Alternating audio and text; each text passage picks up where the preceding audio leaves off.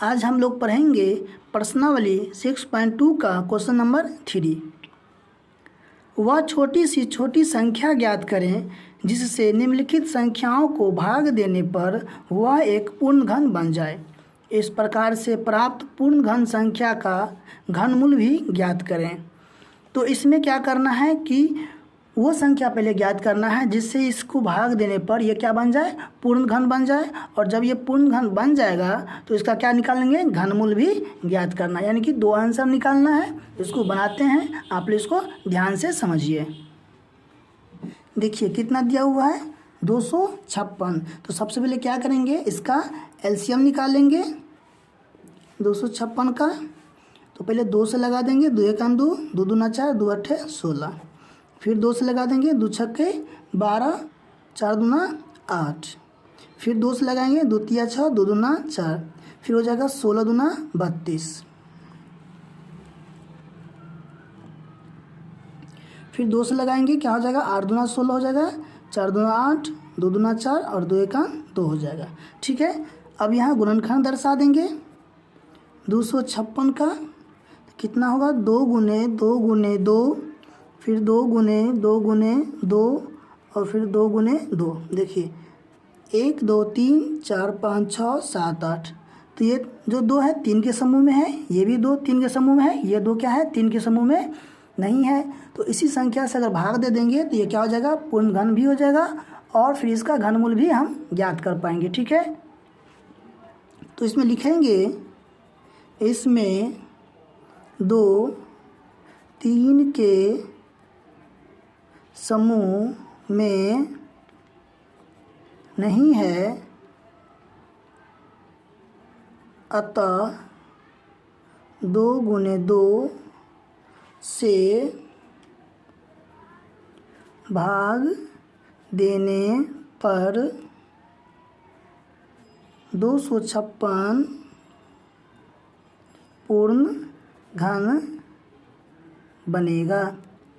यानी कि 256 में 2 गुने 2 यानी कि 4 से भाग दे देंगे तो क्या बन जाएगा, पूर्ण घन बन जाएगा। तो अब ये समझना है कि जो हमारा पहला आंसर है, ये कह रहा है कि कौन सी ऐसी संख्या है जिससे भाग देने पे पूर्ण घन बनेगा, तो उसको ज्ञात कर लेंगे। तो लिखेंगे, अतः अभिष्ट संख्या 2 गुने 2 यानी कितना हो गया, 4 हो गया। ठीक है, तो एक आंसर निकल गया। अब क्या कहा जा रहा है कि इसका पूर्ण घन भी ज्ञात कीजिए। तो यहाँ लिखेंगे पहले पूर्ण घन संख्या, क्योंकि जब तक पूर्ण घन संख्या नहीं मालूम चलेगा तब तक हम इसका घनमूल ज्ञात नहीं कर पाएंगे। तो पूर्ण घन संख्या कैसे निकलेगा, तो 256 को यदि हम 4 से भाग दे देंगे तो ये क्या बन जाएगा, पूर्ण घन संख्या बन जाएगा। कितना हो जाएगा, है ना, 64 यानी कि 64 हो जाएगा। इस बात लिख देंगे, इसलिए यहाँ 3 लिखना पड़ेगा।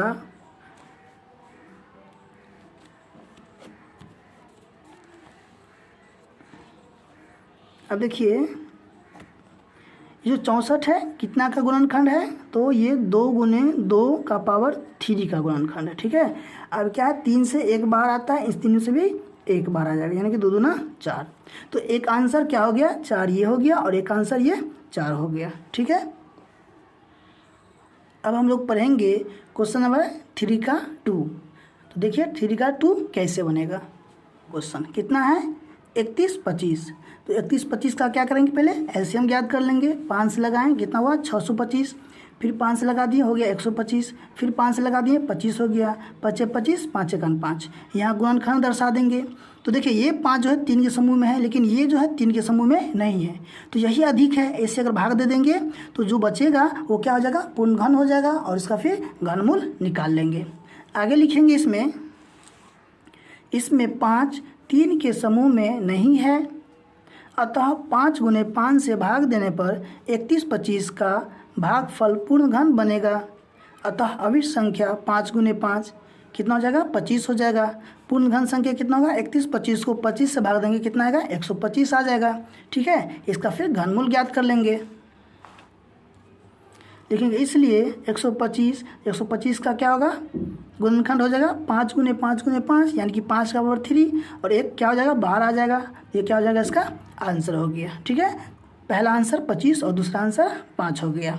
अब देखिए इसका 3, देखिए 3 कितना है 8019। अब क्या करेंगे, इसका एलसीएम ज्ञात कर लेंगे। तो 3 से भाग लगा दिए, कितना हो गया 2673 हो गया। फिर 3 से लगा दिए 891 हो गया। फिर 3 से लगा दिए 297 हो गया। फिर 3 से लगा दिए 99 हो गया। 3 से लगाए 33 हो गया। फिर 11 3 33, 11 का 11 हो गया। ठीक है, यहाँ गुणनखंड दर्शा देंगे। ठीक है, तो 3 गुने 3 गुने 3 यानी कि 3 जो है 3 के समूह में है। यहाँ भी 3 3 के समूह में है, लेकिन 11 3 के समूह में नहीं है। अब देखिए आगे क्या लिखेंगे,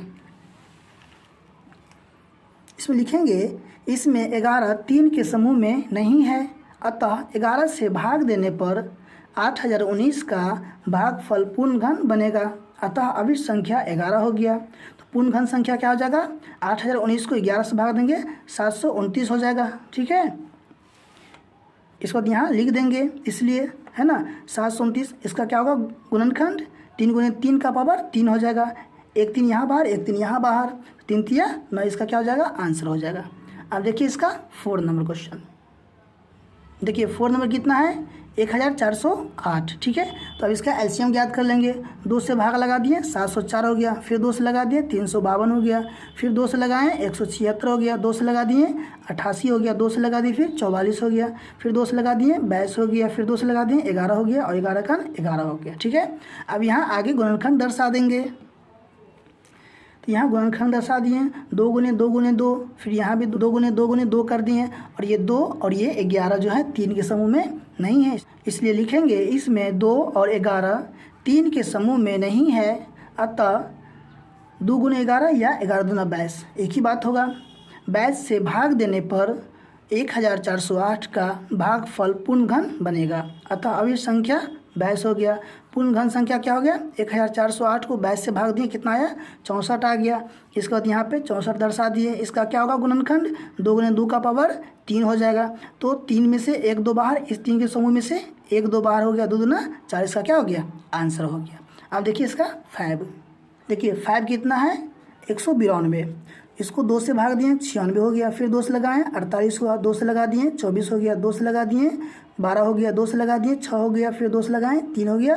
3 का 3 हो गया। ठीक है, फिर यहाँ गुणनखंड दर्शा दिए। 2 जो है 3 के समूह में है, ये भी 2 3 के समूह में है, ये 3 जो है 3 के समूह में नहीं है। तो लिखेंगे इसमें 3 3 के समूह में नहीं है। अतः 3 से भाग देने पर 192 का भागफल पूर्ण घन बनेगा। अतः अभिष्ट संख्या 3 हो गया। पूर्ण घन संख्या 192 को 3 से भाग देंगे, कितना आ गया 64 हो गया।